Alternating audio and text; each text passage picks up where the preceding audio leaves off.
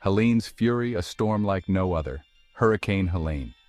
A name that will be etched in the annals of history, not just for its sheer power, but for the mysteries it left in its wake. Remember that name. It used to be just another storm, another blip on the weather map. A routine occurrence in the hurricane season, something meteorologists would track and predict. But Helene was different. It defied predictions, it grew stronger when it should have weakened, and it changed course in ways that baffled experts.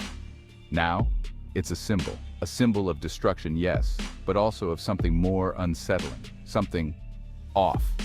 The devastation it left behind was unlike anything seen before. Buildings reduced to rubble, entire neighborhoods submerged, and lives turned upside down in a matter of hours. The Carolinas got slammed. Record rainfall, towns underwater, people's lives upended. The sheer volume of water was unprecedented, turning streets into rivers and homes into islands. Rescue operations were stretched to their limits, with boats becoming the primary mode of transportation in many areas. But here's the thing, some folks ain't buying the natural disaster narrative. They gather in community halls, in living rooms, and online forums, sharing their doubts and suspicions. They question the official reports, the satellite images, and the weather data. They're saying something else is at play, something fishy. They point to anomalies in the storm's behavior, to unexplained phenomena that don't fit the usual patterns.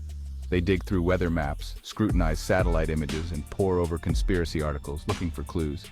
And frankly, the more you look into it, the fishier it gets. There are reports of strange lights in the sky, of unusual electromagnetic readings, and of sudden changes in temperature that defy explanation. People exchange suspicious glances, wondering if there's more to the story than they're being told. The official story? Just an unfortunate act of nature. Government spokespeople assure the public that it was a natural disaster, a tragic but not uncommon event. They hold press conferences, release statements, and try to calm the growing unease. But whispers started almost immediately. Whispers of unnatural weather patterns, of government experiments gone wrong. People huddled together, speaking in low voices, sharing rumors and half-truths. They talk of secret projects, of weather manipulation, and of hidden agendas. Conspiracy theories? Maybe. But then again, the best conspiracies always have a grain of truth to them, don't they? Old classified documents surface, hinting at experiments and projects that were never meant to see the light of day. Images and diagrams circulate, fueling the speculation. Buckle up, folks, because we're about to dive down a rabbit hole that goes deeper than you might think. This isn't just about a storm. It's about secrets, lies, and the lengths to which some will go to keep the truth hidden. So stay with us as we unravel the mystery of Hurricane Helene, a storm like no other.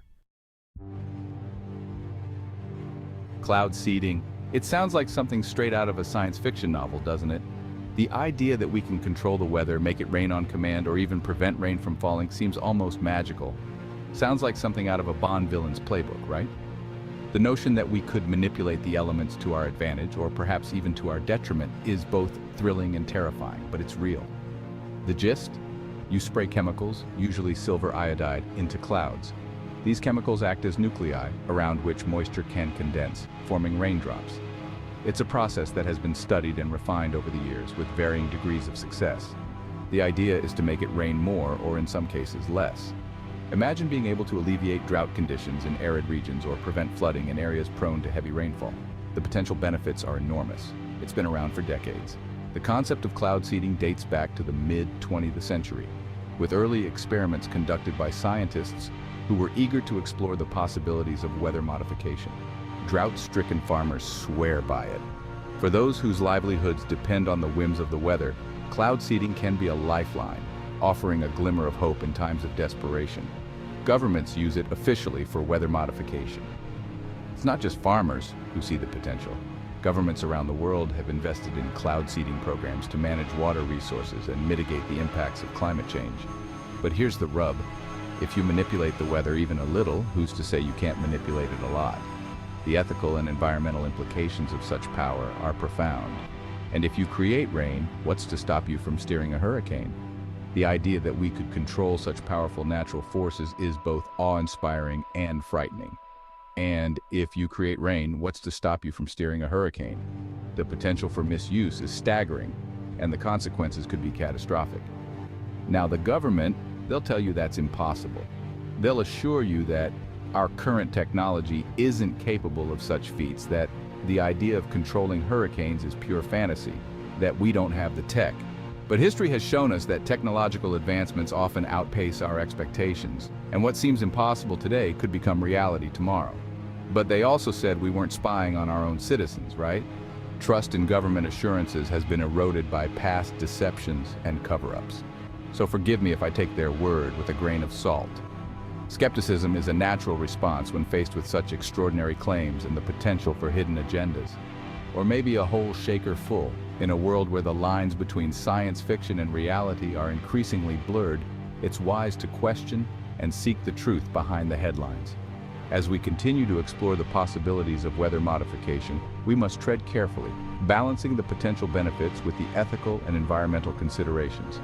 The power to control the weather is a double-edged sword, and with great power comes great responsibility. Science fiction or reality? The answer may lie somewhere in between, as we navigate the complex and ever-evolving landscape of technological innovation and its impact on our world. Let's talk about lithium. You know, the stuff in your phone battery? Turns out North Carolina's got a lot of it, like a lot. And just before Helene hit, a bunch of new lithium mines got the green light. Coincidence? Maybe. But then again, maybe not. See, these mines, they need of water. And guess what Helene brought? Buckets and buckets of the stuff? Now, I'm not saying the government deliberately steered a hurricane to fill up some corporate buddies' mines, but I am saying that where there's smoke, there's usually a fire. And in this case, there's enough smoke to choke a brontosaurus. We need answers. We need to know if someone, somewhere, decided that the profits of a few were worth more than the safety of so many. Section 4, Real Estate after Helene, a buyer's market. Ever notice how one man's tragedy is another man's opportunity? Well, the vultures are already circling over the wreckage of Helene. Real estate developers I'm talking about. See, when disaster strikes, they smell profit. Land values plummet. People are desperate to sell. And who swoops in with a lowball offer? You guessed it, the guys with the deep pockets and even deeper tans. And wouldn't you know it, rumors are swirling about big money interests buying up prime real estate in the very areas hit hardest by Helene. Land that, I might add, just so happens to be sitting on top of all that lovely, valuable lithium. Coincidence? Again, you be the judge. But something tells me this ain't over, not by a long shot. Section 5, Crony Capitalism, Follow the Money. Here's a fun game, follow the money. Who stands to gain from a hurricane? Not the folks who lost their homes, that's for sure. No, the ones raking it in are often the same ones who can afford to weather the storm, literally and figuratively. We're talking disaster capitalists, my friends, companies that make a killing off rebuilding what's been broken. And guess who's been handing out those juicy government contracts? The same politicians who swear they're just trying to help. It's enough to make you think the whole system's rigged. And you know what? It probably is. The rich get richer, the poor get screwed, and the rest of us are left wondering how the hell we let it happen. Again. Section 6. Volunteers turned away. Why the secrecy?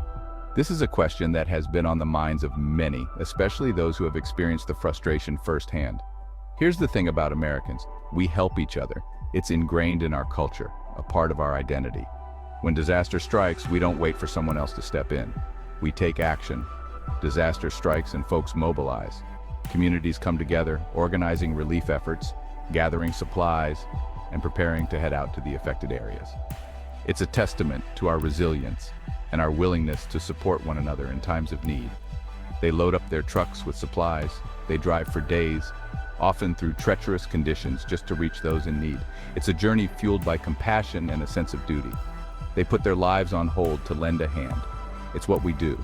We rebuild homes, we provide food and water, we offer comfort and support. It's a collective effort that brings out the best in us. So imagine their surprise when, after Helene, they were turned away. These dedicated individuals ready to help were met with resistance. They were told their help wasn't needed, told to go home. It was a baffling and disheartening experience for many. They had come with the best intentions only to be rejected. Now, why on earth would you prevent good Samaritans from lending a hand? It's a question that demands answers. These volunteers were not just offering physical assistance, they were bringing hope and solidarity to those affected. Unless, of course, you've got something to hide. The situation raises suspicions. What could be the reason behind such secrecy? Why would officials turn away willing and able volunteers? Maybe it's those natural weather patterns they don't want scrutinized, or those lithium mines. There are theories and speculations, each more intriguing than the last. Could it be that there are underlying issues they don't want the public to see? Or maybe, just maybe, it's the fact that the help is already on its way. In the form of private contractors, these contractors, often hired at a premium, are brought in to handle the situation. But at what cost? Charging the taxpayer a premium for every nail hammered and every bottle of water handed out. It's a system that raises questions about efficiency and transparency. Are we prioritizing profit over genuine aid? The secrecy surrounding these decisions only fuels the fire of doubt and concern. Section 7. The need for transparency and truth. Look, I'm not a scientist, I'm not a meteorologist, and I sure as hell ain't a politician. I'm just a guy with a show trying to make sense of the world around us. And what I see scares me.